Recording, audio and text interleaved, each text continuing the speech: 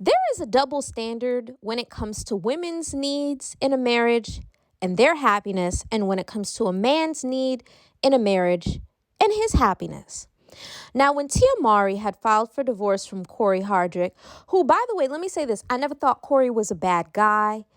However, it is Tia's right if she feels that she is not happy, if they've grown apart, maybe he resents her, maybe he's nonchalant, whatever it is, right? She felt he was failing, and he had been failing for a while. So she filed for divorce, which is her right to do. People drag this woman all up and down the internet saying that, oh, she hit the wall and who does she think she's going to find? And now they keep trying to spin the narrative saying that she wants him back, even though she's never said she wanted him back. But, that's the idea that you think a woman's going to miss you after divorce, right? Now, when Kristy files for divorce from Desmond, and Desmond came out and made the statement and said that he wanted to separate. By the way, separation and divorce are two totally different things. When you go through a separation, what you're not supposed to do is cheat, because that's one way to make sure that your separation goes right to divorce. But anywho, people kept saying how maybe he wasn't happy. Maybe he felt emasculated or this or that, or maybe he felt like he needed more, or he wasn't included in her red carpet appearances, or whatever the case may be. People mentioned his happiness and his respect. But then when it came to Tia Mowry's happiness and her respect, it just wasn't the same thing.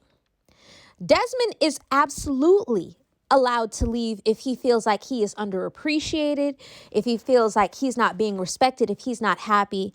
But cheating is wrong. And look at this comment, right? So Rami is the only person who has some good sense, who says, then why didn't he file for divorce?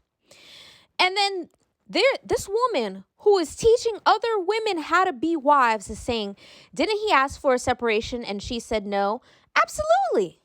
She tried to fight for her marriage. She's been with only one man her entire life. She has a family. She tried to fight for her marriage. There's nothing wrong with her saying no. Also, how long does divorce take? He's supposed to wait 2 to 3 years for the divorce to finalize before he has bleed. Yes, because you're legally married and you took vows. You took those vows before God, before your spouse, before their family, before your family, and typically before the entire congregation. That makes you a liar. That is a huge character flaw. What is it about people in these situations that they become so lustful and so hot in the pants that they can't wait for the ink to dry on paper for them to go do what they have to do with another person? And it's really down to feelings, right? And how women are being treated in these marriages, whether they're the ones who file or whether someone else files, it's always painted as the woman's fault, and as if the women exist just for a man's pleasure, right? Her happiness, her respect in that marriage doesn't matter. Like, it's so disheartening to see how certain people speak on marriages. Many of you do not respect marriage, and you should not be speaking on it.